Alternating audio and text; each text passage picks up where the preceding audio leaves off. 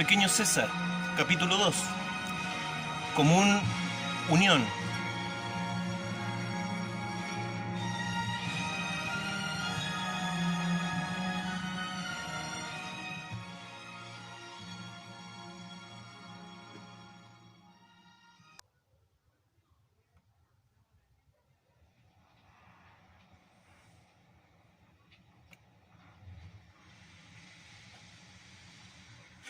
Luego de conocer el nombre de mi acompañante, le he preguntado otras cosas, pero nuevamente Baltasar se ha quedado mudo. Finalmente el agotamiento me ha vencido y me he quedado dormido, pero la agitación sobre la barca ha ido en aumento y me ha despertado. Un fuerte viento ha hecho que el mar cobre vida de forma violenta y atemorizante. Las olas negras se levantan, unas sobre otras, hasta donde alcanza la vista. Es como estar sobre el lomo de un reptil gigante que se agita para deshacerse de nosotros. Me sujeto firmemente, pero creo que todo será inútil. Es ridículo tratar de vencer esta inmensa fuerza. El agua salada nos golpea una y otra vez. El miedo se apodera de mí y le grito a mi acompañante que volvamos a la costa. Sé que estoy mostrando debilidad con esto, pero la situación me sobrepasa. Muchas veces nos dimos vuelta o nos caímos de un bote con mi hermano Alejandro, pero eso era en el tranquilo lago Mariotis, de día y con toda una corte de eunucos atentos a rescatarnos si nos pasaba algo. En cambio ahora la escena era aterradora. Un pequeño bote vulnerable, meneándose escandalosamente en el mar, negro, vivo, enfurecido. No quiero estar acá, quiero volver, quiero estar en paz, tranquilo, descansar. Quiero descansar. Ya no quiero sentir miedo. Baltasar, sin avisarme nada, se pone a encender una lámpara de aceite. ¿Qué haces, tonto?, le digo, enfurecido por la situación, sin tomar en cuenta la talla del persa. Este ni siquiera se voltea a mirarme. Continúa con su labor. Creo que golpea una yesca de piedra. Lo hace una y otra vez y de pronto se pone de pie, triunfante, empapado, pero con la lámpara encendida. De inmediato la levanta. No entiendo lo que este hombre quiere hacer. Ahí se encuentra, iluminando la inmensidad, embravecida con su ridícula lámpara. ¿Pero qué pretende el mercenario? ¿Tal vez llamar a algún dios marino para que nos ayude? ¿O iluminar nuestro camino al inframundo? La frágil llama de la lámpara se azota una y otra vez en distintas direcciones. Lo hace como un pequeño ser vivo, una luminiscencia con alas que se aferra a la vida y a su jaula de acero. Algo llama la atención de Baltasar. Se queda inmóvil mirando al horizonte, expectante como un gato que está a punto de saltar sobre su presa. Luego de un rato, algo lo hace reaccionar. Se encarama en la punta de la barca y se agita, grita y mueve los brazos. Observo hacia donde creo que está haciendo señas, pero no veo nada. Solo olas que nos quieren devorar. Mar. Mucha agua negra, pesada y oscura, nada más. Pero el hombre sigue agitando su lamparita como un imbécil. No se percata que no tiene nada enfrente. Vuelvo a escrutar el mar, pero no aparece nada, hasta que una sombra extraña se acerca hacia nosotros. O creo que es una sombra. Vuelvo a mirar, pero nada, solo mar. Pero no, estoy en lo correcto. La sombra existe y al fijar mejor mi vista aparecen los contornos marcados de una embarcación. Incluso puedo ver que es un barco egipcio. No trae lámparas encendidas, pero una vez identificada su silueta, ya no me es problema reconocerlo en la oscuridad.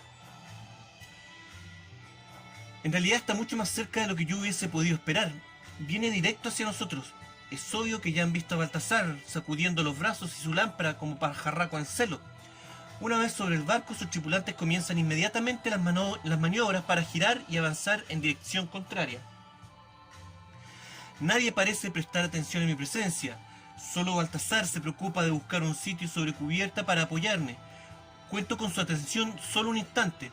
Se acerca a la borda, lo hace ansiosamente, como buscando algo en el horizonte. Estoy recostado, pero alcanzo a ver sobre las olas del mar el pequeño bote en el que veníamos. Lo han dejado a la deriva. Lo observo y no entiendo cómo he podido huir sobre él, y cómo ha sido posible que las personas de este barco nos encontraran en medio de la oscuridad. Baltasar se vuelve hacia mí y me indica que debo ver algo. Me ayuda a levantarme y me apoya en la borda. Luego con su enorme brazo apunta al horizonte. Miro pero no veo nada. Él mantiene su brazo y su dedo extendido hacia un punto en la inmensidad. Poco a poco percibo la diferencia de algunos destellos sobre las olas que parecen ser reflejos de luz. En realidad son velas de un barco. velas iluminadas por lámparas de aceite, aunque se ven diminutas por la distancia. Después de un rato veo claramente, son las velas del barco romano en el que nos encontrábamos. En realidad no estamos tan lejos de él como pensaba. A lo mejor lo angustioso del pequeño viaje en bote me hizo creer que habíamos navegado una distancia mucho mayor. Sigo mirando y me percato que más velas aparecen en el horizonte.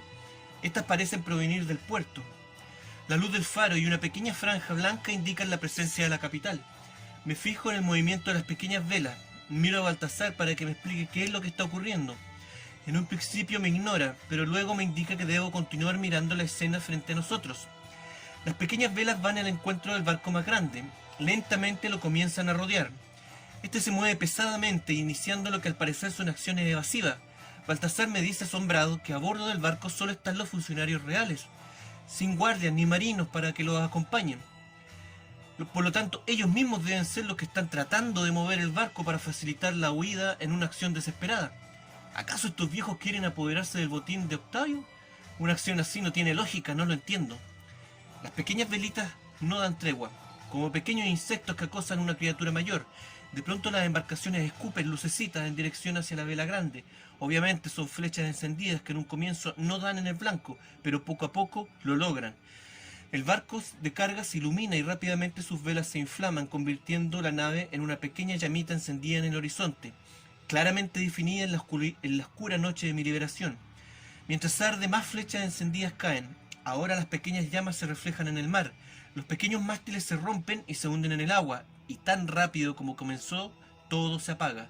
Las últimas llamitas se extinguen y todo termina. Las otras embarcaciones voltean en dirección a Alejandría. Obviamente no nos han visto. El barco en el que vamos no lleva luces y la distancia nos hizo invisible ante nuestros enemigos. ¿Cómo sabías que esto sucedería?, le pregunto a Baltasar. Él me mira de reojo y creo por su expresión de desagrado que esta vez está obligado a contestar. No estaba seguro, señor, pero creo que era lo más lógico, tomando en cuenta las restricciones del bloqueo y la poca experiencia en navegación de la gente que iba en ese barco. Poca experiencia en navegar, pero gran habilidad en conspirar, le dije. El hombre me mira con cara de reproche y me dice que en ese barco iba gente muy leal a mí. ¿Leales como Rodón? ¿Tan leales que intentaron robar el barco y sus tesoros apenas vieron que yo no estaba en él?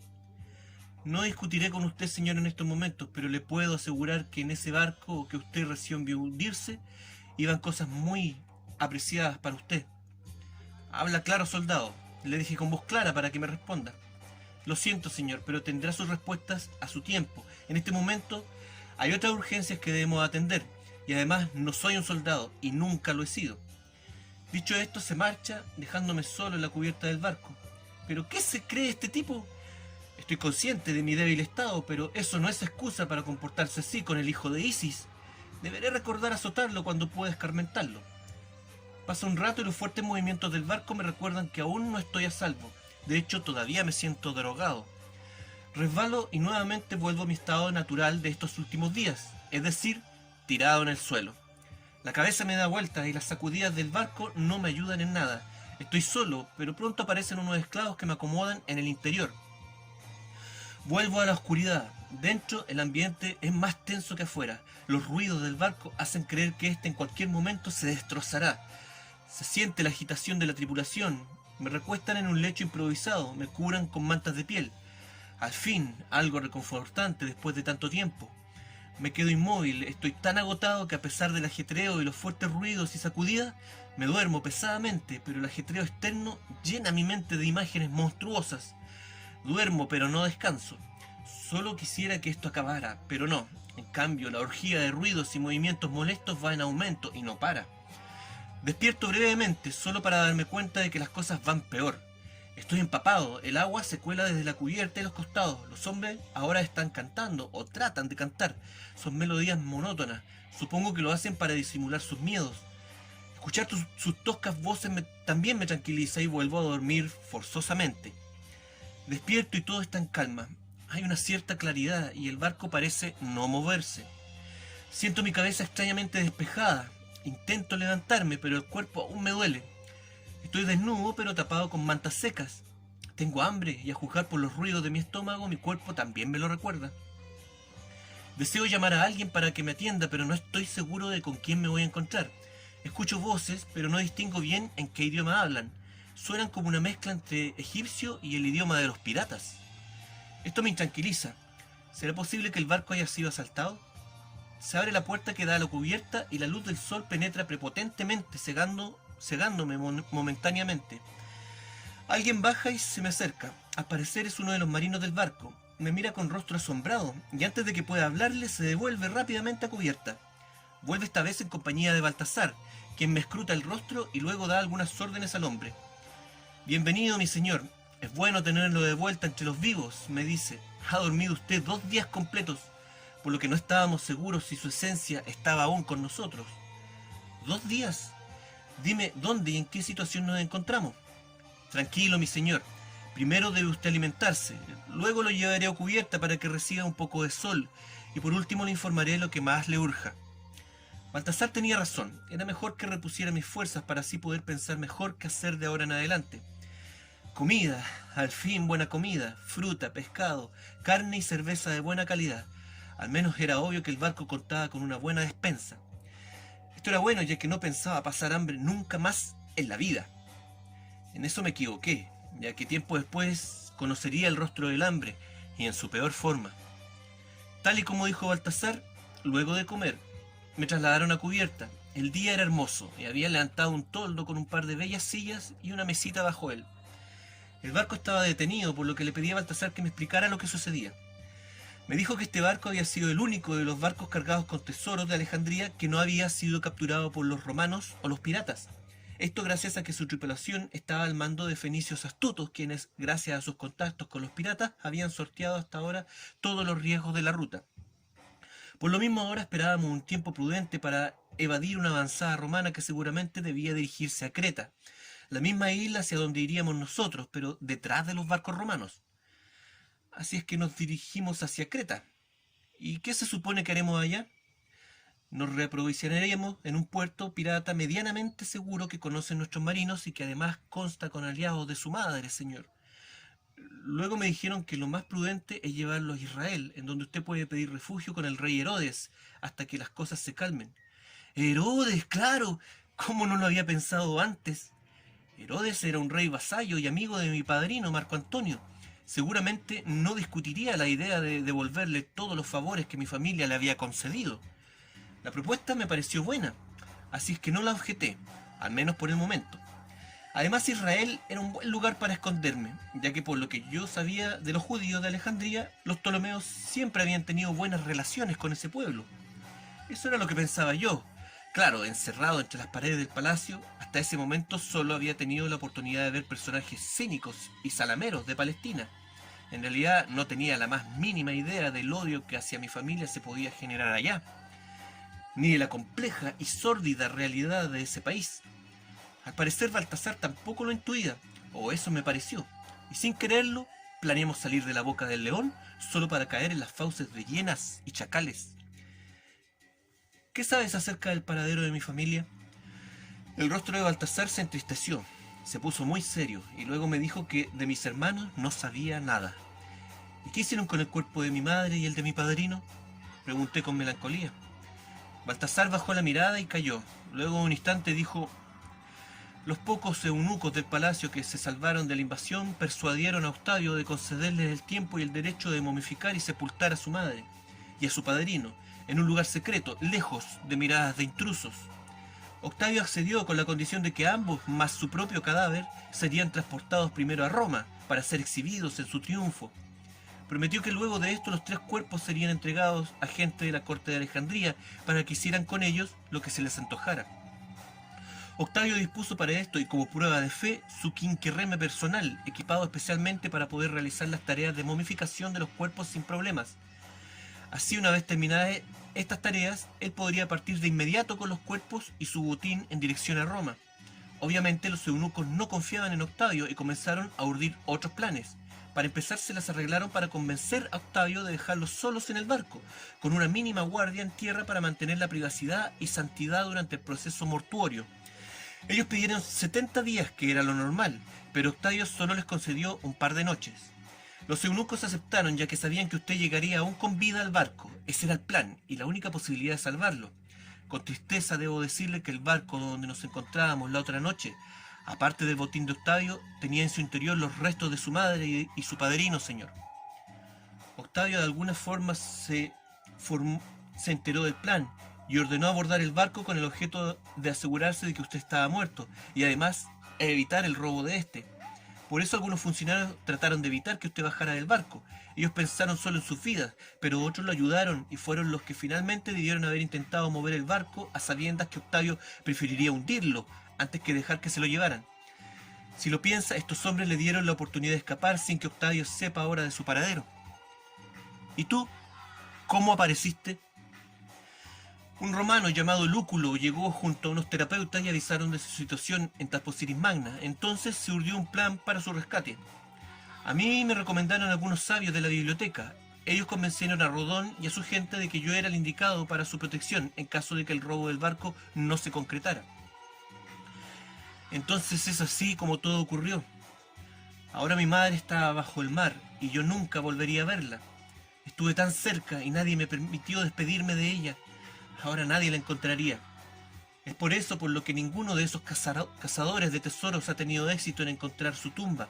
Es por eso también que los hombres más sabios la conocen hoy secretamente como Stella Maris, la luz del mar. Cleopatra, la más bella, la adorada del pueblo. Mi madre descansa frente a su amada Alejandría en una tumba marina, junto a mi padrino, su mejor compañero y amante. Esperamos sin movernos durante 3 días, dando tiempo para que la avanzada romana se nos adelantara. Luego reanudamos el viaje lentamente, ya que el barco iba cargado aún con muchas cosas de valor. Un pequeño tesoro con el cual comprar mi vida un tiempo más. Por suerte, la ruta hacia Creta en este tiempo es con viento a favor. En aquel viaje repuse fuerzas para mi cuerpo, pero estuve muy deprimido y melancólico. Baltasar trataba de distraerme con juegos de tablero y viejas historias persas, pero no le prestaba atención. Durante la noche me quedaba sobre cubierta contemplando el cielo. Baltasar, que trataba de no dejarme solo, se me acercaba y me decía el nombre de las estrellas y su significado en la vida de las personas. Obviamente este hombre es instruido en astrología. Tal vez pertenece a alguna de esas míticas tribus de adoradores de las estrellas de las cuales oí alguna vez. Aún así, sus conocimientos no son nuevos para mí. Yo ya había estudiado las propuestas de Aristarco, su tonta idea de que la Tierra es la que gira en torno al Sol, corregido por suerte después por Aristóteles, Ptolomeo, y su explicación de las estrellas errantes, seguido por Apolonio e Hiparco, el nombre de las constelaciones, Orión, conocida por los egipcios como Sahu, y el largo y tedioso catálogo de Ptolomeo, con más de 1000 estrellas, de las cuales solo mencionaré el nombre de algunas pocas. Solo memoricé el nombre de algunas pocas, además de las 12 constelaciones del zodiaco babilónico y otras 36 que sí recuerdo.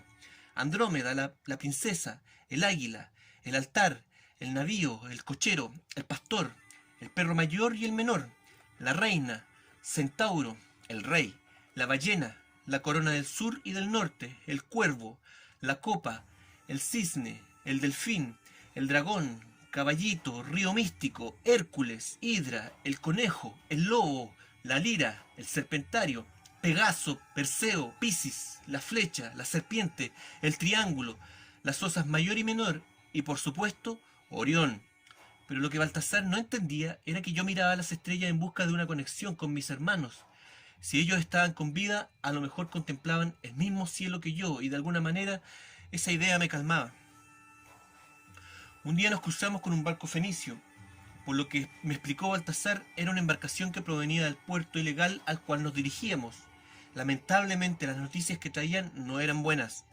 Al parecer la avanzada romana que habíamos huido unos días antes había diezmado el puerto, por lo que dijeron los hombres del barco. Los latinos se habían comportado de forma extraña, ya que a pesar de que el pequeño puerto era ilegal, era bien conocido y había una suerte de aceptación entre las potencias, ya que estos lugares permitían a señores de distintas naciones comerciar libremente productos que de otra forma jamás obtendrían sino previo pago de altos impuestos. A pesar de esto, los romanos habían atacado con inesperada violencia. Lo habían hecho rápida y nerviosamente, al parecer buscaban algo o a alguien. Era obvio que Octavio sabía algo acerca de mi escape. A lo mejor solo tenía sospechas, pero de igual forma había mandado cortar el paso de cualquier vía de huida para mí. Esto, aunque era desfavorable, al mismo tiempo me indicaba que el aspirante a Dios temía de mí. Temía tanto que no escatimaba en recursos para perseguirme. Lamentablemente había más malas noticias. Esta vez provenían de Alejandría y sus alrededores.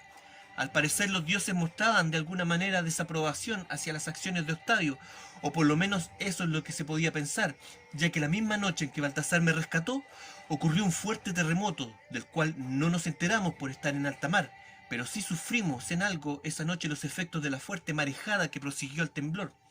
Penosamente la marejada golpeó con fuerza en Alejandría, pero mayor fue su impacto en el cercano pueblo de Heraclión, el cual desapareció por completo en una sola noche. Esto me entristeció mucho, ya que en ese puerto existían bellos templos y capillas, el más importante dedicado a Hapi, dios de la fertilidad. Recuerdo un año muy complicado para mi madre, ya que una larga sequía había provocado una gran hambruna en todo el país. Esto justo en medio de intentonas de derrocarla y campañas de desprestigio. Entonces el festival de fertilidad de ese puerto se convirtió en un tema crucial para la permanencia de mi madre en el trono. El rito principal y centro de la festividad consistía en la presentación al pueblo de una pequeña urna con una momia hecha de barro del Nilo en su interior. La momia además llevaba semillas de cebada, las cuales al momento de la apertura de la urna debían estar comenzando a brotar, indicando con esto un año fértil para el Nilo y su gente.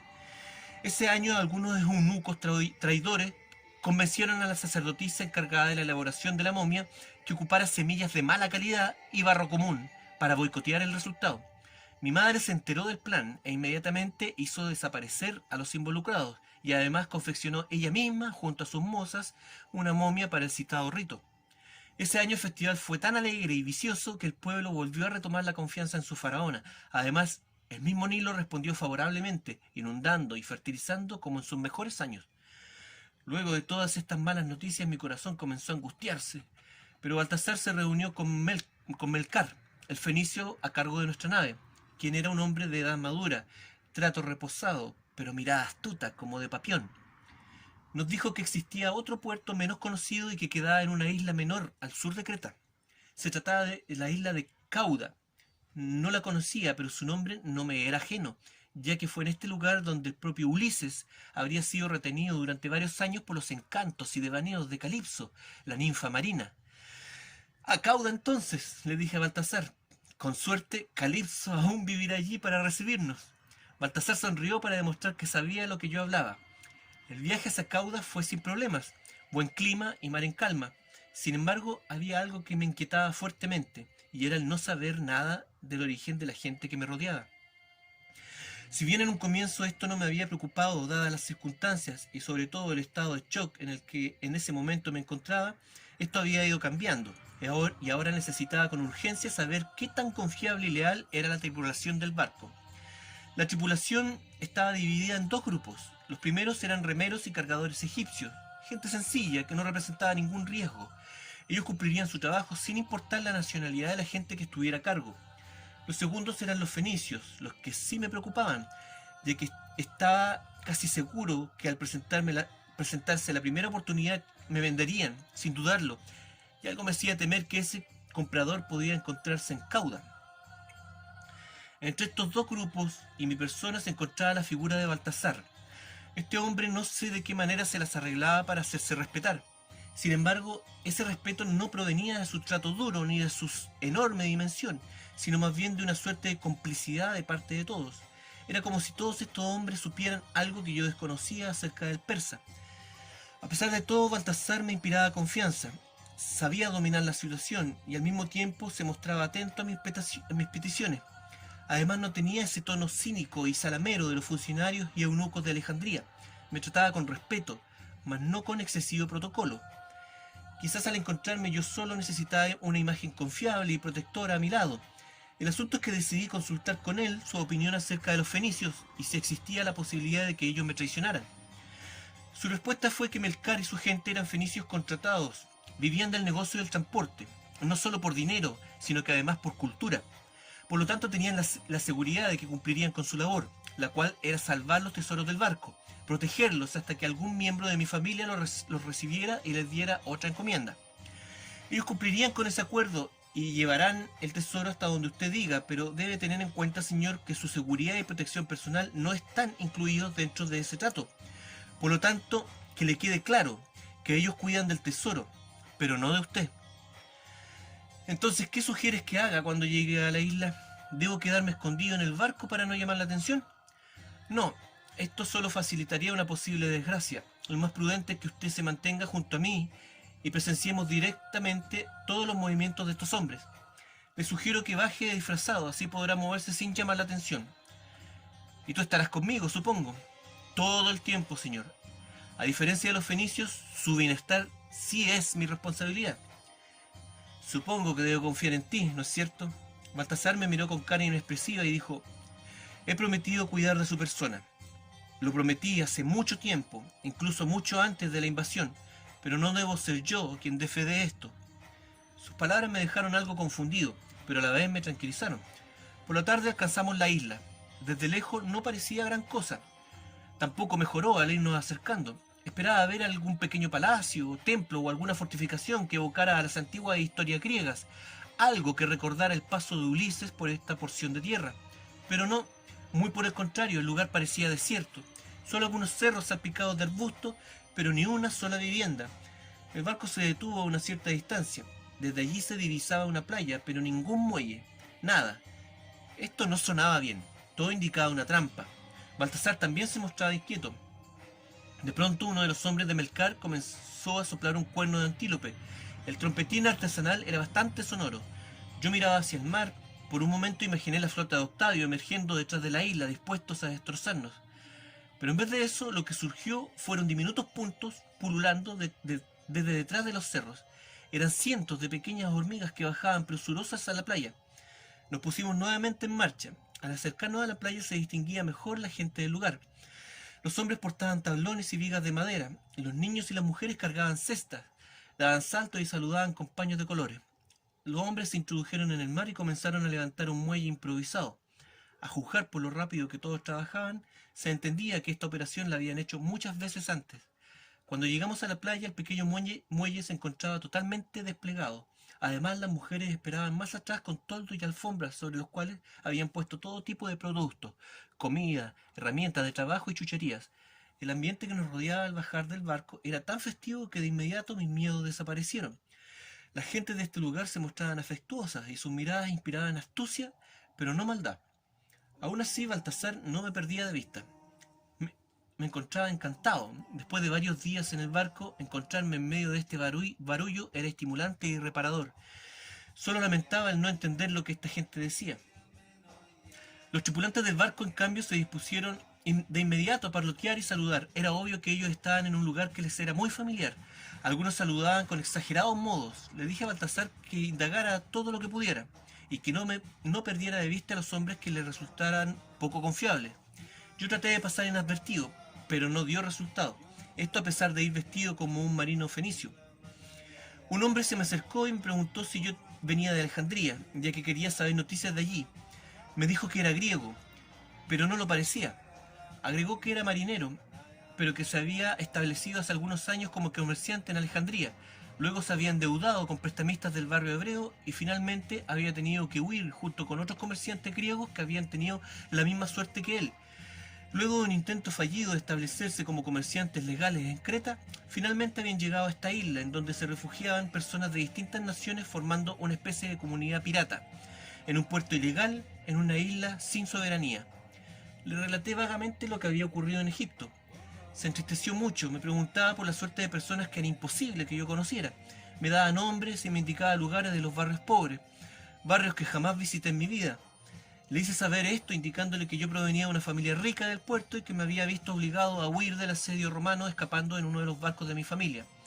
Entonces el griego me invitó a su casa. Me dijo que me prepararía una bienvenida, un simposium, para olvidar y dejar atrás los malos ratos.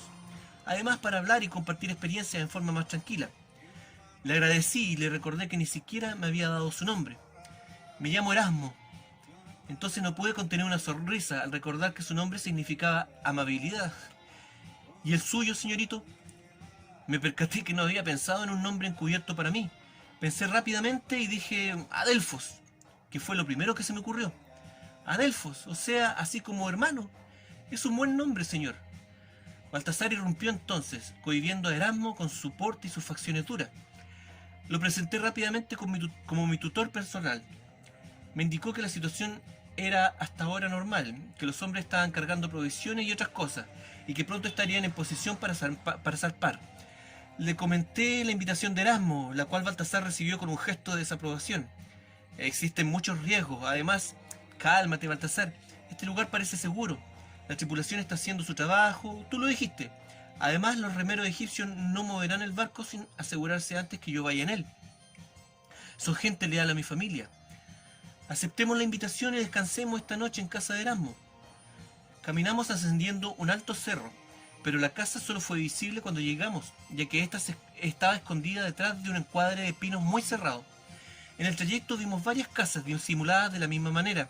Ninguna estaba cerca de la otra. Esto explica por qué desde el mar no se percibe ningún asentamiento humano. La casa de Erasmo era más de lo que yo esperaba.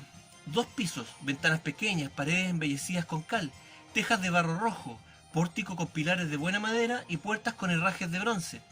El patio estaba demarcado por un pequeño muro de piedra, y en su interior había pequeños árboles y arbustos distribuidos con buen gusto. En fin, era un típico hogar campesino griego de buena familia. Le pregunté a Erasmo cómo había conseguido todo esto en un lugar tan aislado. Me dijo que la casa había sido levantada con el esfuerzo de todos los griegos endeudados que habían salido con él desde Alejandría.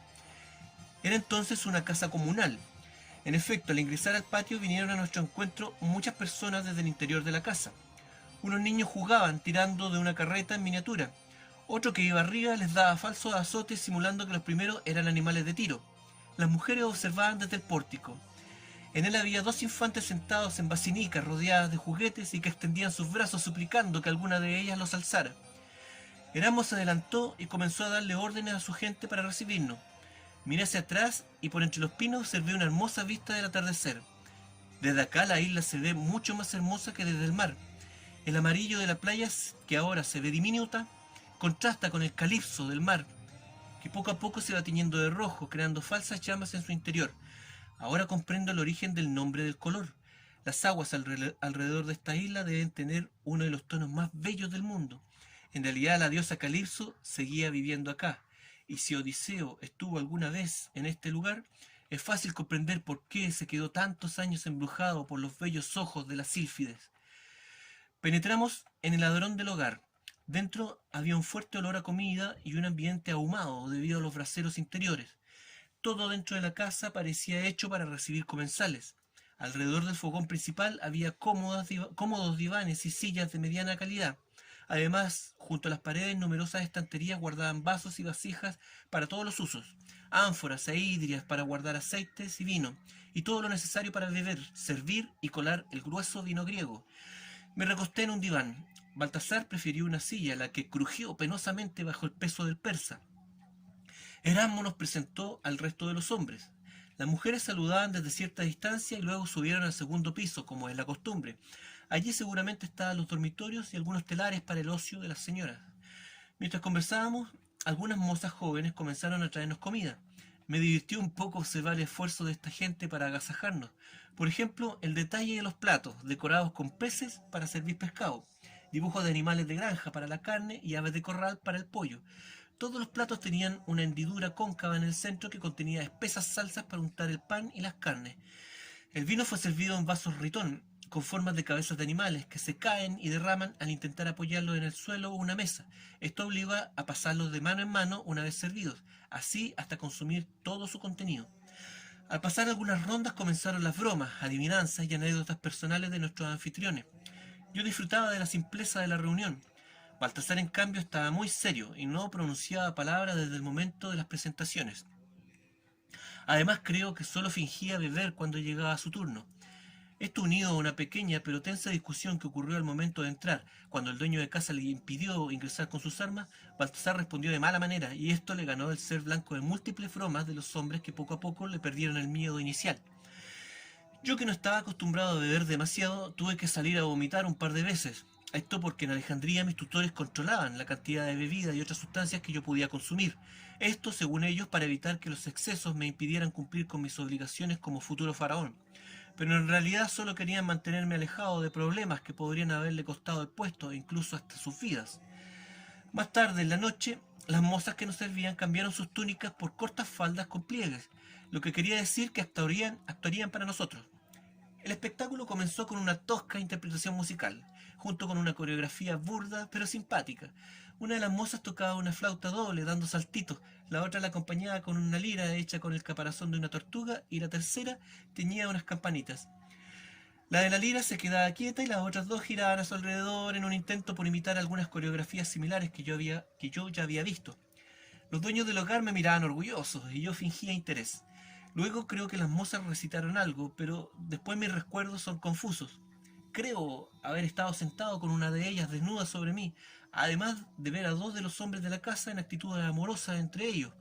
Luego recuerdo estar fuera de la casa, llorando y relatando a Erasmo todo lo que me había ocurrido hasta llegar aquí, y Baltasar haciendo esfuerzos para que yo guardara silencio. Lo que vino después fue aún más confuso.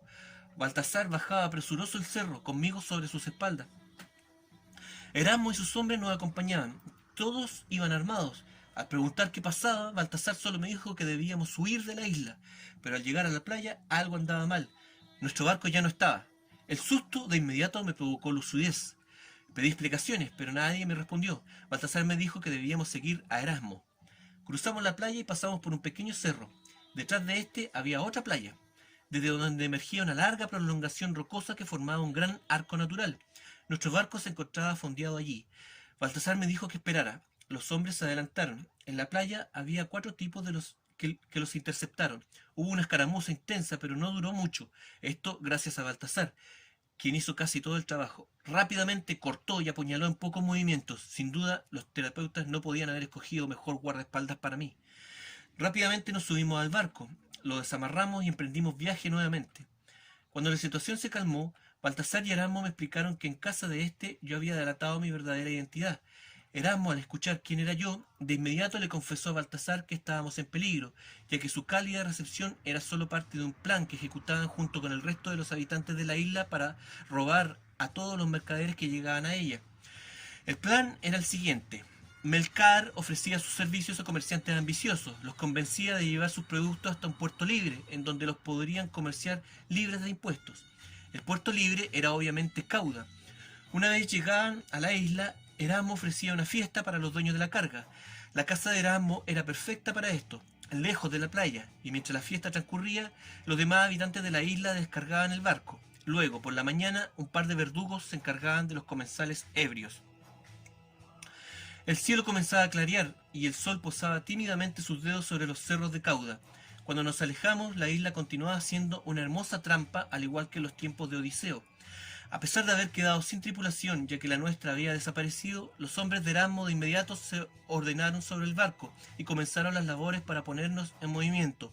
Los griegos demostraron ser tan buenos en mar como los propios fenicios. Ordené a Baltasar que revisara la carga para ver qué tan dañino había sido el robo. Me quedé sobre cubierta soportando las consecuencias del abundante vino, empeoradas por el sub y baja de la embarcación. Le pregunté a Erasmo si no temía por la suerte de su familia. Me dijo que la verdadera familia de él y de sus hombres había quedado en Alejandría. Además confiaba en que nada les pasaría a las mujeres, ya que ellas eran habitantes de la isla con la que ellos habían visto forzados a casarse para asegurar así nexos de confianza con los hombres de Melcar. Baltasar me indicó que, asombrosamente, la carga del barco estaba intacta. Esto no tiene lógica, ya que los objetos que llevamos deben ser los más valiosos que hayan visto en su vida. Creo que por lo mismo no nos tocaron. Seguramente Melcar y su gente se vieron con un botín demasiado jugoso como para repartirlo como usualmente lo hacían. Seguramente se habían retirado para discutir qué hacer con él. Tal vez habían tomado la decisión de comerciar el barco con su carga íntegra en otro puerto. Así sería más rápido deshacerse de una carga imposible de vender dentro de la isla, dijo Erasmo. Los ladrones, confiados en que Erasmo se desharía de nosotros, solo colocaron una guardia mínima fuera del barco. Al menos aún tenemos un tesoro con el cual negociar, le dije a Baltasar. Sí, pero hay un inconveniente. El tesoro está intacto, pero no tenemos agua ni comida, replicó Baltasar. Los ladrones no tocaron nada de valor, pero la comida y las ánforas con cerveza obviamente sí tenían un uso inmediato para ellos. Como sea, la comida la podemos obtener durante el viaje, pero sin el agua no llegaremos muy lejos. Lo primero es alejarnos de acá. Iremos resolviendo los problemas uno por uno. En ese momento Baltasar saltó sobre Erasmo y lo redujo. Una vez que lo tuvo contenido, me dijo que debíamos interrogarlo, aprovechando que los otros hombres estaban ocupados con los remos. Si prefieres podemos eliminarlo. Erasmo es el líder. Si prefiere podemos eliminarlo. Erasmo es el líder de estos tipos. Si lo hacemos, los demás no tendrán el valor de hacer algo en su contra, señor. Mientras lo decía, Baltasar empuñaba un gran cuchillo curvo sobre el cuello del hombre. Con el tiempo, Baltasar me había demostrado ser un hombre culto y de temperamento sabio y reposado, pero en ocasiones actuaba con gran brutalidad. Esto es algo que me costó comprender de él, pero debo admitir que su violencia siempre afloró en momentos oportunos. Erasmo me miraba en forma de suplicante y balbuceaba disculpas y promesas de lealtad. Bueno, le dije a Baltasar, creo que lo mejor será darle un respiro a este hombre y dejar que nos cuente su historia. Luego decidiremos su suerte, dependiendo de cuán honesta me suenen sus palabras. Baltasar aflojó la fuerza que ejercía sobre su cautivo, y Erasmo comenzó su relato. Me contó que lo de ser marinero y haberse establecido y endeudado en Alejandría era verdad. Después tuvo que dejar a su familia atrás para dedicarse al tráfico y la piratería, junto con el resto de los hombres que iban ahora con nosotros. Durante una de sus incursiones las cosas habían salido mal. Viajaron hasta Cauda para asaltar a su gente. Habían escuchado que la isla tenía un buen botín y que se encontraba poco protegida. En eso se habían equivocado. Atracaron en la playa pero no encontraron nada. Nadie los recibió y tampoco los enfrentaron. Esto les dio seguridad y comenzaron a recorrer la isla. Las pocas casas que había no poseían nada de valor. Cuando regresaron a la playa encontraron su barco incendiado y a Melcar con un fuerte contingente de hombres esperando. En vez de luchar llegaron a un trato. Trabajarían en conjunto. Melcar lo necesitaba para traer comerciantes hasta la isla. Entonces le mostró la casa comunal que estaba en la cima del cerro. Ellos jamás la construyeron. La casa debió pertenecer a una antigua familia griega que seguramente fueron los dueños de esta y de la isla. Luego llegaron piratas que se adueñaron del lugar y con el tiempo Melcar se convirtió en su líder. Los griegos aceptaron el trato, en un principio pensando en traicionar a los fenicios y en el mejor momento huir hasta Alejandría, pero Melcar los obligó a casarse con mujeres de su propia familia. Con el tiempo se asentaron en Cauda. De todas formas, vivían una buena vida ahí, y el encanto de la isla le había hecho olvidar a sus verdaderas familias. Luego aseguró que ellos participaban embaucando y robando a la gente, pero que jamás habían cometido asesinato. De eso se encargaban los hombres de Melcar. Esto último jamás lo creí. Aún así, la historia de Erasmo me pareció sincera y contundente. Sin embargo, esto no me aseguraba su lealtad. Entonces le pregunté por qué, si estaba tan cómodo con la vida en Cauda, había tomado tan fácilmente la decisión de abandonarla y de paso traicionar a Melcar. Entonces Erasmo se postró a mis pies y me dijo: Señor, usted es pequeño César, el gran Ptolomeo, dueño de Egipto, heredero del gran Alejandro. Yo soy un ladrón, un traidor, abandoné a mi familia. No soy digno de besar sus zapatillas, pero aún así el destino me da la oportunidad de ayudarlo. Usted representa lo más grande de Grecia y Egipto. Usted es Alejandría, y Alejandría es mi pasado de buen hombre. Sin usted todo se perderá. Todo lo que amo de verdad ya no existirá. Frente a usted, Melcar y Cauda no representa nada para mí. Melcar es un pirata y usted es hijo de los dioses y la única esperanza para nuestra gente y lo bueno de este mundo. Me quedé en silencio. Las palabras de este hombre no solo me parecieron sinceras, además tenía razón. Yo era seguramente la esperanza de mucha gente. No había pensado en esto, pero mantener mi existencia no solo era importante para mí y para poder reencontrarme con mis hermanos. Además, yo era la última oportunidad de retener a Roma y a su detestable cultura. Sin mí, la religión, el arte y la ciencia serían solo el simple mercado en que los romanos la estaban convirtiendo. Este hombre lo había explicado bien. Sin mí, el mundo se llenaría de simples ladrones y traficantes con aires de grandes soñadores. Baltasar me habló y detuvo mis pensamientos. No lo escuché y le pedí que repitiera lo que dijo. ¿Qué debemos hacer con él, señor? Espero sus órdenes. Dejemos que Erasmo nos lleve a buen puerto, le respondí, y me retiré a dormir y a recuperarme de los efectos del vino, no sin antes seguir pensando en lo que este hombre me había hecho ver y con la sensación de no estar solo en este mundo.